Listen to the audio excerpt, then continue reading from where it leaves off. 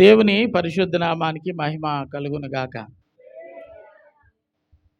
కీర్తనల గ్రంథము 119వ కీర్తన. ఈ కీర్తనలో అనేకమైనటువంటి వచనాలు ఉన్నప్పటికీ మనం వరుసగా ధ్యానిస్తూ ఉన్న భాగము చివరి 3 భాగాలు. ఈ చివరి 3 భాగాల్లో దేవుడు సిద్ధపరిచి ఉంచిన కొన్ని సంగతులు మనం ధ్యానం చేసుకుందాం.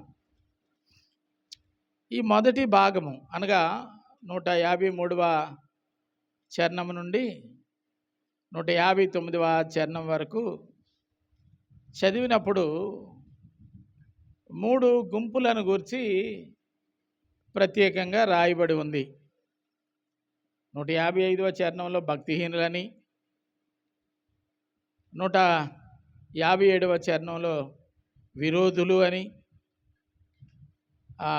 158వ చరణంలో ద్రోహులు అని వ్రాయబడి ఉంది. భక్తిహీనులు, విరోధులు, ద్రోహులు, ఇది ఈ భాగంలో వ్రాయబడడం మనం చూస్తాం. అదేవిధంగా ఈ కీర్తనలో భక్తుని యొక్క ఆవేదన కూడా వ్యక్తపరుస్తున్నాడు. నీ రక్షణ నాకు సమీపంగా ఉంది. ఎక్కడుంటుంది?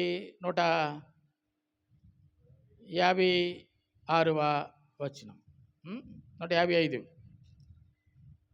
రెండవ మాట ఎక్కడ? 166లో నీ రక్షణ కొరకు నేను కనిపెడుతున్నాను అంటాడు. 174లో నీ రక్షణ కొరకు నేను మిగుల ఆశపడుతున్నాను అంటాడు. చివరిగా 175వ చరణంలో ఆయన చెప్తాడు,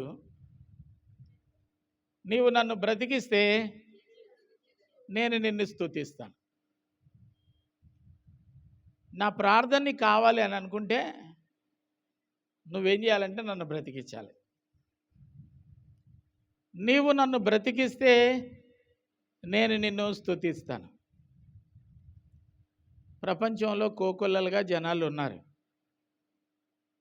ఒక్క దావీదు ప్రార్థన చేస్తే ఏముంది, ప్రార్థన చేయకపోతే ఏముంది?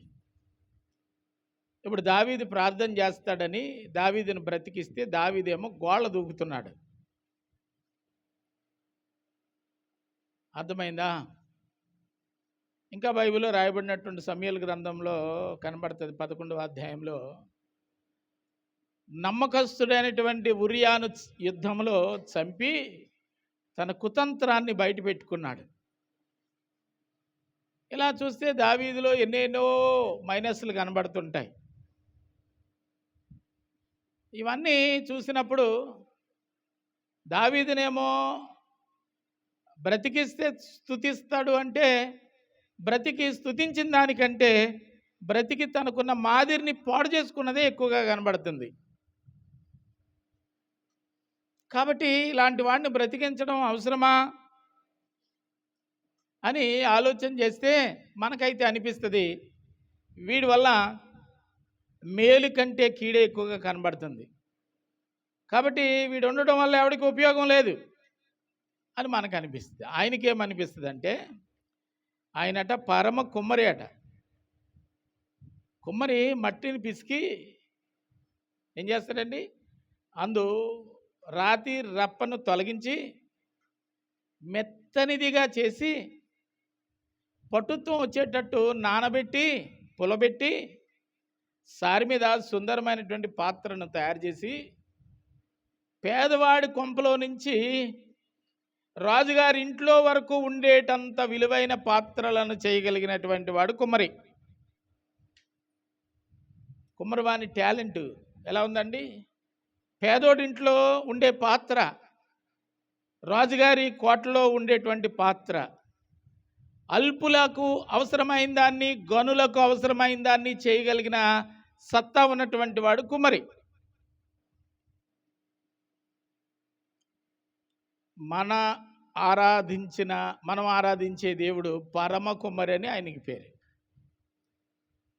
నేలమంటితో నరుని నిర్మించి వాని నాసికారంధ్రములో జీవవాయువును ఊది. కుమ్మరిని గురించి ఒక మాట. కుమ్మరి సారి మీద మంటి ముద్దను వేసి పాత్రను తయారు చేస్తూ ఉన్నప్పుడు అది అతని చేతిలో విడిపోగా దానిని మరలా ముద్దగా పిసికి పునరుజ్జీవాన్ని పోయగలిగినటువంటి వాడు కుమ్మరి. ఒక మంచి పాత్రగా భూమి మీద దావీదును దేవుడు ఏర్పాటు చేసుకుంటే, దావీదు సహవాసం వల్ల, తన అంతరంగమందున్న దుష్టుని యొక్క ఆలోచన వలన నీతిమంతుడిగా ఉండవలసినటువంటి వాడు అనీతిమంతుడిగా మారిపోయాడు. మారిపోయినా అంటే ఈ విడిపోయిన కుండ పెంకు లాంటి దావీదును కుమ్మరి చేతిలో లేకపోవటం వల్ల విడిపోయిన ఈ కుండ పెంకులన్నింటినీ మనం పెంట మీద పారేస్తున్నాం. అర్థమవుతుందా? కన్నం పడిపోయిన బిందిని మళ్ళీ అమ్ముతున్నాము, కరిగించి మళ్ళీ బిందిగా చేస్తున్నారు. మరి విడిపోయినటువంటి కుండను దాచి మరలా నానేసి మట్టిగా పిసికి తయారు చేసే పరిస్థితి ఏదైనా మనకుందా అంటే లేదు. కారణం ఏమిటంటే కుమ్మరవానికి చాలా దూరంగా ఉంది ఈ పెంకు. ఎవరైతే పరమ కుమ్మరి అనేటువంటి దేవునికి దగ్గరగా ఉంటారో, పరమ కుమ్మరి విడిపోయిన పెంకులను మరలా ఆయన మట్టి ముద్దగా చేసి, చెప్పండి, అందమైన రూపానికి తీసుకొని వచ్చేవాడు. దావీదు కుండ పెంకులా చెడిపోయాడు, విడిపోయాడు, పడిపోయాడు. దావీదు సామాన్యుల వద్ద ఉన్నట్లయితే పెంట మీద పారవేయబడి ఉండేవాడు.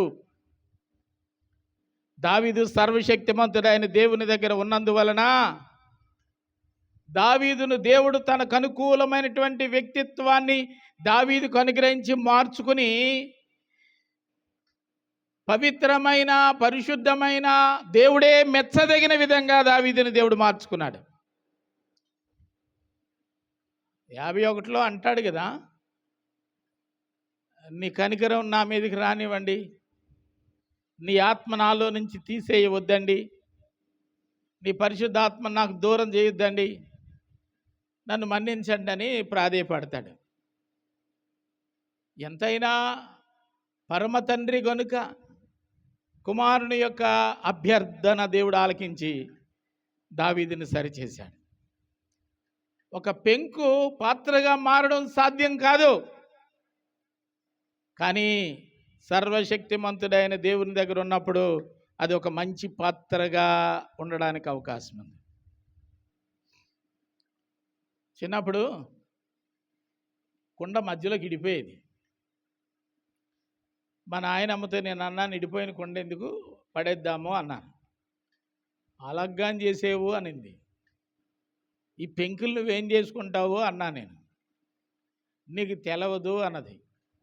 నువ్వు చదువుకున్నావా, నేను చదువుకున్నానా అన్నాను.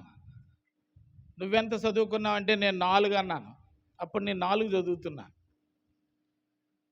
మా నాయనమ్మకి ఏమీ రాదు. ఇప్పుడు నాకు తెలిసిందల్లా ఏంటంటే ఆ కుండ తీసుకెళ్ళి పెంట మీద పడేయాలి. మా నాయనమ్మ ఆ కుండను తీసుకెళ్ళి పెంట మీద పడేయడానికి ఒప్పుకోలేదు. మరి ఏం చేస్తావు అన్నాను. ఆ కుండను ఎలా పట్టురా అన్నది. మధ్యలోకి ఇలాగ ఇరిగిపోయినటువంటి కుండను 2 భాగాలుగా చేసింది. మట్టు భూమికి ఉండేలాగా కూర్చుండబెట్టింది. మట్టు కింద ఉంది, ఇలాగ వచ్చిందనమాట, ఇలాగా ప్రమిదిలాగా. ఈ అడుగు భాగం ముందు తిరగేసి దాంట్లో పెట్టింది. ఇది కుంపటరా అయ్యా, చలికాలంలో బాగా పనిచేస్తుంది అనింది. అమ్మ చలికాలం అయిపోయింది, స్కూల్కి వెళ్ళడం ఆలస్యం అవుతుందని ఆదరా బేదరా పరిగెత్తుకొని వెళ్ళి కాలు తగిలించేస్తే ఆ పై ఉన్న బొగ్గులేసుకునేది ఉంది కదా, అది ఇడిపోయింది.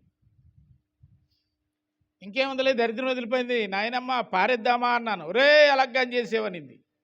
ఏమన్నా మళ్ళీ చిన్న రాయి ముక్క పట్టుకొని ఆ మట్టుకు పైన 2 అంగుళాల వరకు నా ముక్కతో గీత గీసి ఇలా చితక్కొట్టి, ఇది అన్నం వార్చుకోవడానికి పనికొచ్చే మట్టురా అని చెప్పింది.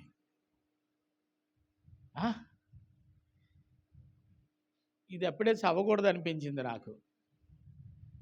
ఈ ముసలోళ్ళ వల్ల చాలా లాభాలు కనబడుతున్నాయి. ఒక 6 నెలల తర్వాత మరలా ఎందుకో కానీ ఇలాగ ఇడిపోయింది. ఇప్పుడు భార్యనా అన్నాను, వద్దొద్దు అని చెప్పి దాచి ఏం చేసింది తెలుసండి, మట్టి పొయ్య చేసి ఆ మట్టి పొయ్యకు పుల్లలు పెట్టుకునే ద్వారానికి గేట్ లాగా పెట్టింది. ఏం చదువుకుందామే, ఏం చదువుకుంది, ఎన్ని తెలివితేటలు ఉన్నాయి.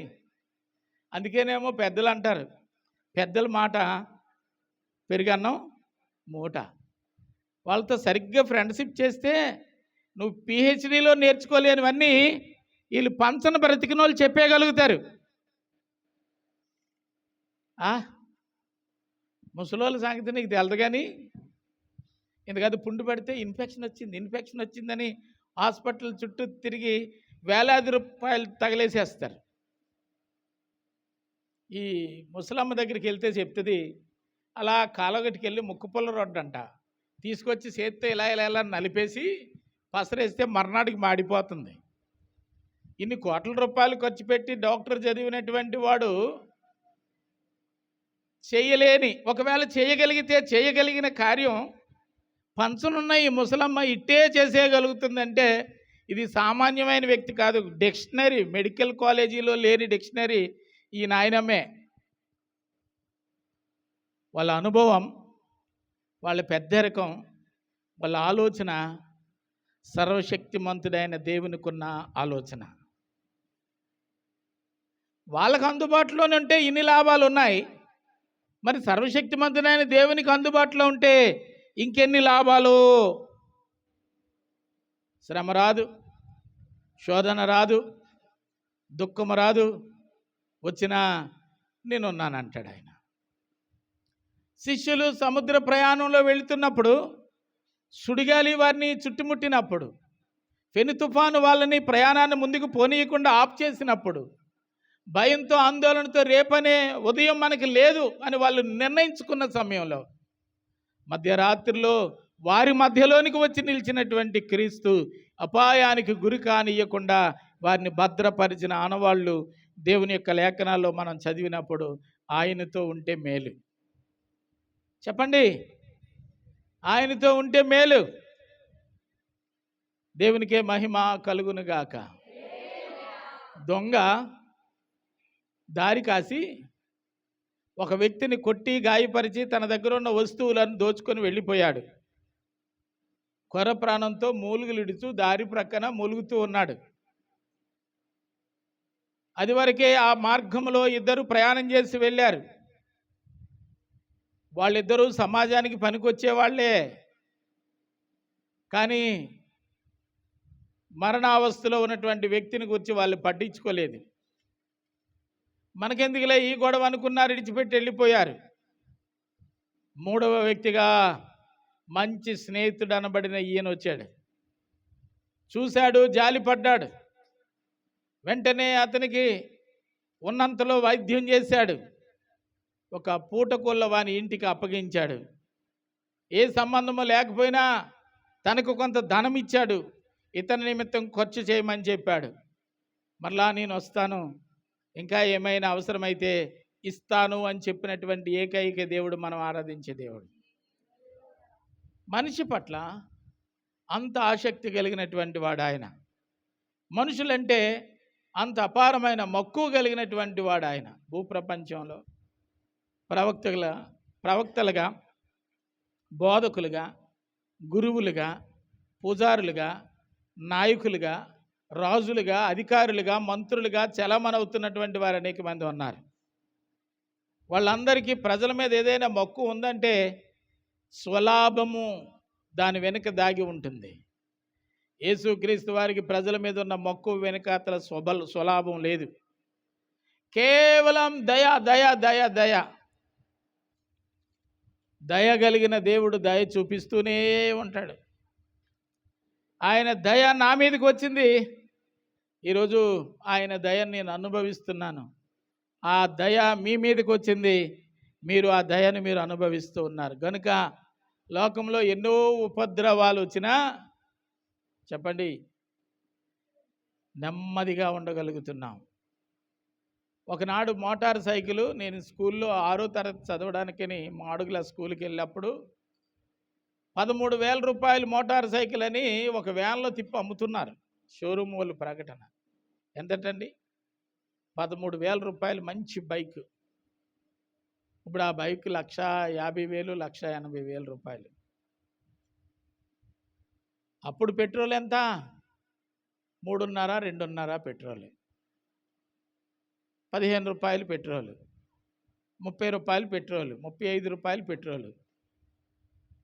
ధరలు బాగా పెరిగి ఇప్పుడు 118 రూపాయల దాకా ఉంది. గుళ్ళమ్మేసుకుంటున్నారా? అవసరాలు పెరిగిన కొలది అవసరాలకు తగిన వనరులను దేవుడు ఆయన పిల్లలకు సమృద్ధిగా అనుగ్రహిస్తూ ఉన్నాడు. సాక్ష్యాలు వింటే పంటలు పోయినాయి, పెట్టుబడి రాలేదు, వర్షాలు లేవు, కరువులు దాపరిస్తూ ఉన్నాయి, ఈ పిల్లలతో ఎలా బ్రతకాలి అనుకునే మాటలు అప్పుడే స్టార్ట్ అయ్యాయి. చాలామంది కథలుగా చెప్పుకుంటున్నారు, ఇలాగైతే బ్రతకడం కష్టమే, ఈ సంవత్సరం చాలా ఎండలు ఎక్కువంట, ముసలాముడుగా రాలిపోతారట. మనలో ముసలాముడుగా ఉన్నారు, ఎవరు రాలిపోలేదు. ప్రకృతి ఎంత భయంకరమైనటువంటి పరిస్థితిలోనికి మారినా ఆ ప్రభావంలో పడి నాశనం అయిపోకుండా దేవుడు మానవ జాతిని రక్షిస్తూనే ఉన్నాడు. కారణం ఏమిటంటే ఆయన మనిషిని ప్రేమించిన ప్రేమ అటువంటిది. నువ్వు ప్రేమించే ప్రేమలో స్వార్థం ఉందేమో కానీ, నేను ప్రేమించే ప్రేమలో స్వార్థం ఉందేమో కానీ, మనల్ని ప్రేమిస్తున్న దేవుని యొక్క ప్రేమలో స్వార్థము లేదు. మధ్యరాత్రి అయినా నిశిరాత్రి అయినా నిన్ను ఆదుకోవడానికి నీ చెంతని నిలవగలిగిన దేవుడు ఆయన. నడి సముద్రంలో నావ మునిగిపోతున్న తరుణంలో వారు కేకలేస్తే రక్షించడానికి అక్కడే ఎవడొస్తాడు? ఒడ్డు మీద ఉంటే ఎవడన్నా వస్తాడు, రోడ్డు మీద అయితే ఎవడైనా వస్తాడు. యాక్సిడెంట్ అయితే సముద్రపు మధ్యలో అయితే ఎవరు వస్తారు? ఆ కేకలు ఎవరికి వినబడతాయి? నాకు అప్పుడప్పుడు చెప్పిన మాటలు ఏమిటంటే, బైబిల్ ఆధారితంగానే సముద్రపు మధ్యలో వాడ మునిగి చనిపోయినటువంటి ప్రయాణికులలో అనేక మంది దెయ్యాలయ్యి తిరుగుతూ ఉంటారట సముద్రం మీద. అందుకేనేమో శిష్యులు వారు మునిగిపోతున్న అవస్థలో కేకలేసినప్పుడు సముద్రం మీద ప్రభు నడుచుకుంటూ వస్తే వీళ్ళు చెప్పిన మాట ఏంటంటే భూతము అన్నారు. అంటే సముద్రం మీద దెయ్యాలు అరుపులు ఉంటాయట, దెయ్యాలు నడుస్తూ ఉంటాయట, దెయ్యాలు కనబడుతూ ఉంటాయట. ఇప్పుడు అక్కడ కేకలేస్తే ఒకవేళ ఎవరికైనా చేపలు పట్టడానికి వేరొక నావలో ఆ పరిసర ప్రాంతాల్లో ఉంటాడు, ఏమనుకుంటాడు? దెయ్యాలు అరుస్తున్నాయి అనుకొని దుప్పటి కప్పేసుకొని ఇంకా దాగుండిపోతాడు. అక్కడికి రక్షించడానికి ఎవడు రాడు. రక్షించడానికి ఎవడు రాని స్థలంలోనికి రక్షకుడుగా అవతరించి వారిని రక్షించిన దేవుడు ఆయన. గట్టిగా స్తోత్రం చెబుదామండి. అందుకేనేమో ఈ 166వ చరణంలో అంటాడు, నీ రక్షణ కొరకు నేను కనిపెడుతూ ఉన్నాను. దేనికోసం కనిపెడుతున్నాడటండి? దేవుడు అనుగ్రహించి రక్షణ కొరకు కనిపెడుతున్నాడట. రక్షణ అనేది ఒక వ్యక్తి జీవితంలో ఏ అవసరతలో ఆ వ్యక్తి ఉన్నాడో ఆ అవసరానికి తగినట్లుగా ఆ వ్యక్తి ముందర ఆ రక్షణ కార్యము చేపట్టే అద్భుతమైనటువంటి కృప అన్నమాట అండి. నశించిన దాన్ని రక్షించడానికి క్రీస్తు రాలేదు, వెదికి రక్షించడానికి క్రీస్తు వచ్చాడట. లూకాసు వార్త 19వ అధ్యాయంలో కనబడుతుంటుంది, 10, 11 చరణాల్లో. చదవండి ఒకసారి, లేపండి పడుకున్న వాళ్ళని. నశించిన దానిని వెదకి రక్షించడానికి వచ్చాడా, రక్షించడానికి వచ్చాడా? ఇదేంటి ఇది?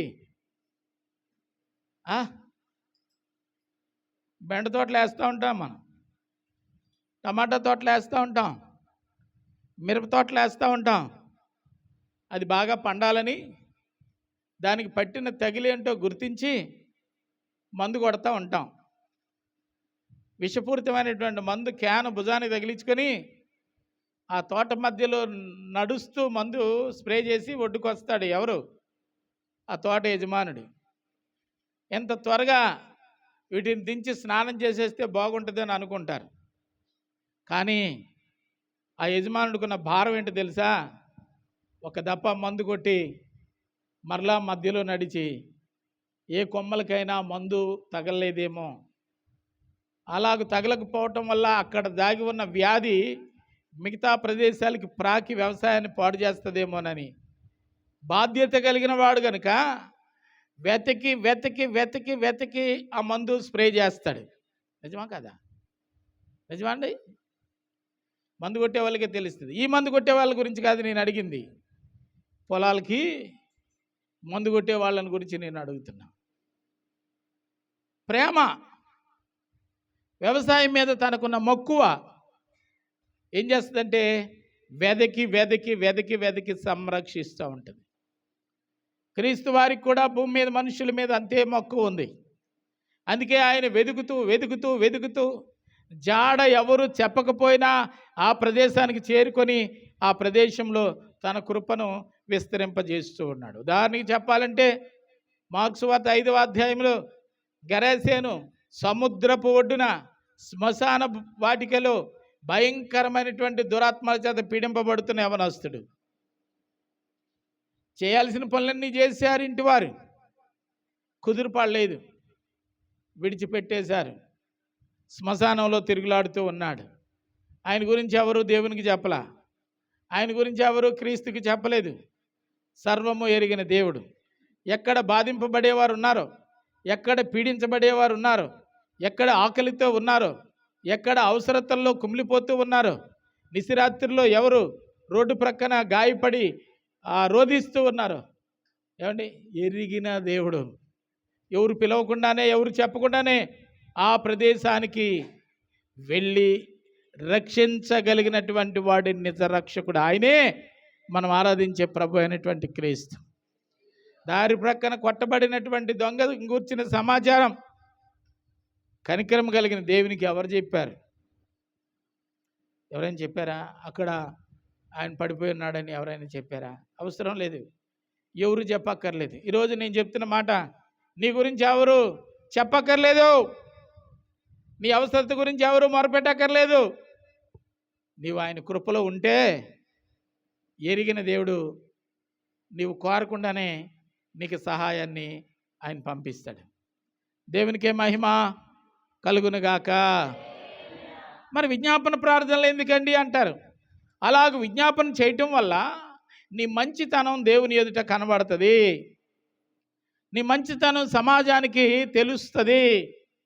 అలాగ విజ్ఞాపన చేయటం వల్ల విజ్ఞాపన కర్తలకే గౌరవం దక్కాలని దేవుడు ఆ పని అప్పగించాడు తప్ప ఆయనకి తెలియక కాదు. అర్థమవుతుందా? తెలియక దేవుడికి తెలియదా? నువ్వు ఎక్కడున్నావో తెలుసు, నువ్వు ఎలాంటి బాధలు పడుతున్నావో తెలుసు, ఎలాంటి ఇబ్బందులకు గురవుతున్నావో ఆయనకి బాగా తెలుసు. ఆయన రక్షించేయగలడు. నిన్ను రక్షించటం ఆయనకి పెద్ద పని కాదు.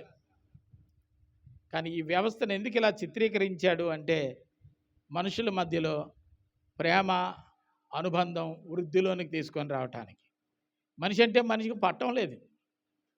ఈ సహాయాలు సహవాసాలు ఎందుకంటే దేవుడు సహాయం చేయొచ్చు, డైరెక్ట్గా ఆయన చేయాలనుకున్న కార్యం చేయొచ్చు.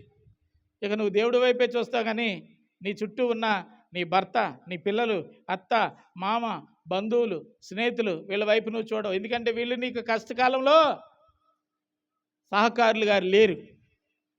మనం ఆరాధించే దేవుడు ఎలా అంటాడో తెలుసా? స్వస్థత ఆయన ఇస్తాడు, ఆ స్వస్థత మీ అందరి ద్వారా కలిగేటట్లు దేవుడు చేస్తాడు. దానివలన తిన్నగా అతనికి రావాల్సిన ఘనత, దానివలన ఆ ఘనత వీరందరి ద్వారా పొందడానికి ఆయన ప్రణాళిక రూపొందించాడు. అప్పుడు నీకు కొడుకు మీద ప్రేమ కలుగుతుంది, భర్త మీద ప్రేమ కలుగుతుంది, బంధువుల మీద ప్రేమ కలుగుతుంది. దేవుడే తిన్నగా స్వస్థపరిచి సమూయేలు చెట్టు మించి పడిపోయిన వెంటనే దేవుడు అక్కడ ప్రత్యక్షమై, సమూయేలు నువ్వు పడిపోయావు నాయనా, నేను బాగు చేస్తానని చెప్పి ఇలాగా ఊం ఆం బూమ్ అని బాగు చేశాడు అనుకోండి, సత్యవతికి తెలదు, కట్టుకున్న భార్యకి తెలదు దేవుడు కార్యం చేశాడని. అప్పుడు సమూయేలు చెప్తాడు, నీకు తెలదే, నేను ఎంత చెప్పినా నీకు అర్థం అవ్వట్లేదు, అంత ఎత్తు నుంచి కింద పడిపోయాను, శరీరం అంతా రక్తం, ఆ కుండి అంతా తడిసిపోయింది, ఇక నా ప్రాణం గాల్లో ఎగిరిపోతుంది. యేసుప్రభు వచ్చాడు, నన్ను పట్టుకున్నాడు, ముట్టాడు, బాగు చేశాడంటే నీకు చిన్నప్పటి నుంచి కథలు చెప్పడం వచ్చా? ఏమంటది? భలే కథలు చెప్తున్నా, స్టోరీలు. చెప్పు చెప్పు చెప్పు చెప్పు అంటదా? అర్ధరాత్రిలో ఒక్కనొక్క కొడుకు కడుపు నొప్పితో చల్లడిల్లిపోతూ ఉంటే ప్రభు వచ్చి, బిడ్డ నొప్పితో బాధపడుతున్నావా, నేను నొప్పి తీసేస్తున్నాను, బూమ్ బామ్ క్లీమ్ అని చెప్పి ఇలా తీసేసాడు అనుకోండి. ఆడు ఉదయం లేచి, అమ్మా రాత్రి నాకు పెద్ద నొప్పి వచ్చేసిందమ్మా,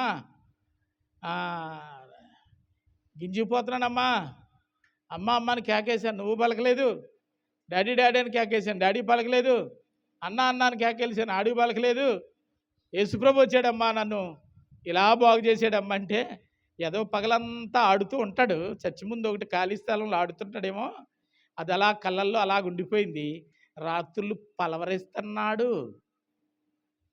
ఏమంటారు చెప్పండి? అంటారా?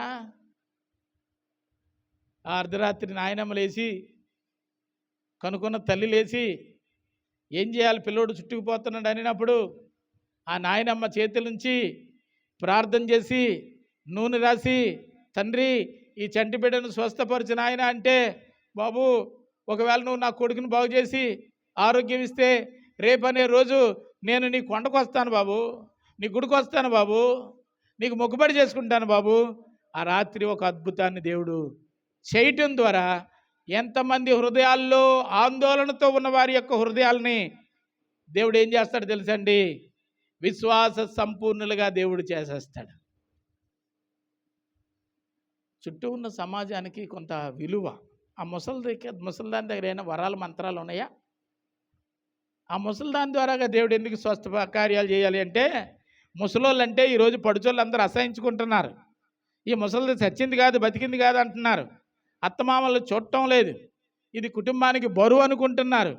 ఏ వ్యక్తి అయితే మాకు అక్కర్లేదు, ఇది అడ్డంకిగా ఉందని అనుకుంటున్నారో ఆ వ్యక్తి ప్రార్థన వల్ల నీ ప్రియాతి ప్రియమైనటువంటి భర్త, ప్రియాతి ప్రియమైనటువంటి కుమారుడు, ప్రియాతి ప్రియమైనటువంటి కుమార్తె స్వస్థపరచబడితే ఆ రాత్రి నుంచి ఆ ముసల్దాని మీద నీకున్న అభిప్రాయం మారిపోద్ది. మా అత్త ఉంది కనుక ఈ రాత్రి మా కోసం ప్రార్థన చేసింది, రాత్రి దేవుడు స్వస్థపరిచాడు. మా అత్త ఏదో అనుకున్నాం కానీ మా అత్త దేవునితో ముఖాముఖిగా పెనిగిలాడే ఒక మంచి ప్రార్థనాపరురాలని ఆ రోజు నుంచి ఆ కోడలు సాక్ష్యం ఇస్తుంది. సహవాసం పెరుగుతుంది, ప్రేమ పెరుగుతుంది, బాంధవ్యాలు పెరుగుతాయి. ప్రభు యొక్క ప్రణాళిక అటువంటిది అన్నమాట అండి. కాబట్టి ఆయన రక్షణ ఆయన అనుగ్రహించే రక్షణ కొరకు నేను ఆశ పెట్టుకున్నాను. ఇంకేమంటాడండి ఈ భాగంలో? ఆయన రక్షణ కొరకు నేను మిగులు ఆశపడుతున్నాను. ఆశపడడం వేరు, ఇంకా ఎక్కువ ఆశపడడం వేరు. ఉంటే బాగుంటుంది అనుకుంటాం. ఈరోజు మధ్యాహ్నం బిర్యానీ తింటే బాగుంటుంది, అది మామూలుగా ఆశ. ఏమండి? ఎలాగైనా తినాలి, అది మిగులు ఆశ. ప్రభు రక్షిస్తే బాగుండును, ఆశ. ప్రభువా నువ్వే రక్షించాలి, ఎలాగైనా రక్షించాలి, మిగులు ఆశ. ఒక పట్టుదలతో కూడినటువంటి రక్షణ కొరకు ప్రాకులాడినప్పుడు ఆయన ఆశ భంగము కాలేదు. గట్టిగా స్తోత్రం చెప్దామండి. ఆయన నిరాశ పడలేదు, ఆయన ఆశను తీర్చిన దేవుడు. నీ హృదయంలో ఏదైనా ఆశపడితే ఆశగల ప్రాణాన్ని తృప్తిపరచగలిగినటువంటి వాడు ఆయన. ట్రై చేయండి. మీకున్న ఆశ, మీకున్న కోరిక, మీరు చాలా డబ్బులు ఇచ్చి కట్నంగా పట్టుకొచ్చి ఆ ఇంటి అడుగు పెట్టి తాళి కట్టించుకున్నారు కదా, మీ యజమాని దగ్గరికి వెళ్ళి నా ఆశ ఇదని చెప్పండి, తీరుస్తాడో లేదో చూద్దాం. కన్నింటికి వెళ్ళండి, నా ఆశ ఇదే అని చెప్పండి, తీరుస్తారో లేదో చూద్దాం. ఈ రెండింటిని అయిపోయిన తర్వాత పరలోకపు దేవుని దగ్గరికి రండి, నా ఆశ ఇది అని చెప్పండి, ఖచ్చితంగా నీ ఆశను తీర్చగలిగిన వాడు దేవుడు. ఆయన రక్షణ నీ జీవితానికి ఆ విధంగా ఉపయోగపడుతుంది. మనుషుల మీద ఆశ పెట్టుకుంటాం కానీ మనం దేవుని మీద ఆశ పెట్టుకోలేము. మనుషులు నమ్మినంతగా దేవుడిని నమ్మలేము. అర్థమవుతుందండి? నువ్వు దేవుడిని నమ్మాల్సిన రీతిలో నువ్వు నమ్మితే నీ జీవితంలో నిరాశ అనేది దరిదాపుల్లో లేకుండా చేస్తాడు. ఆయన రక్షణ, చెప్పండి, ఆయన రక్షణ నాకు సమీపంగా ఉంది. ఆయన రక్షణ మీద నేను ఆశ పెట్టుకున్నాను. ఆయన రక్షణ కొరకు నేను కనిపెడుతున్నాను. ఈ 3 మాటల్లో చెప్పింది దావీదు. ఈ 3 మాటలు దావీదు నోట పలికిన తరువాత అవి నిరాశగా దావీదుని విడిచిపెట్టలేదు. దావీదు ఆశించినట్లుగా దేవుడు తన కృపా కార్యములను జరిగించాడు. దావీదు చేరుకోవాల్సిన మహిమ రాజ్యాన్ని చేరుకునేంత విశ్వాసాన్ని దేవుడు దావీదుకు అనుగ్రహించాడు. నీ ఆశ సరి అయిందైతే, నీ విశ్వాసము సరి అయిందైతే, నీ నమ్మిక సరి అయిందైతే అక్షరాల దానిని తీర్చడానికి ప్రభువైన క్రీస్తు నీ కొరకు ఉన్నాడు. ఆశపడాలి, ఆశపడాలి. దేని మీద ఆశపడాలో దాని మీద ఆశపడాలి. పనికి మాలిన తుచ్చమైన వాటి మీద నీ వాసన పెట్టుకొని నాకేం జరగలేదులో అంటే నీకేమీ జరగదు. నువ్వు ఆశ పెట్టుకోవాల్సింది ఎవరి మీద తెలుసా? నీ అవసరాలు తీర్చగలిగిన దేవుని మీద ఆశపడదాం. ఆశను తీర్చే దేవుని పాదాలు పట్టుకుందాం. నా ఆశను తీర్చి ప్రభు అని ఆయన కనికరం కొరకు అభ్యర్థిద్దాం. ఆశ కలిగిన ప్రాణాన్ని తృప్తిపరిచి నిన్ను ఆశీర్వదించగలిగిన వాడు నా దేవుడు. తలలు వంచుదాం, ప్రార్థన చేద్దాం.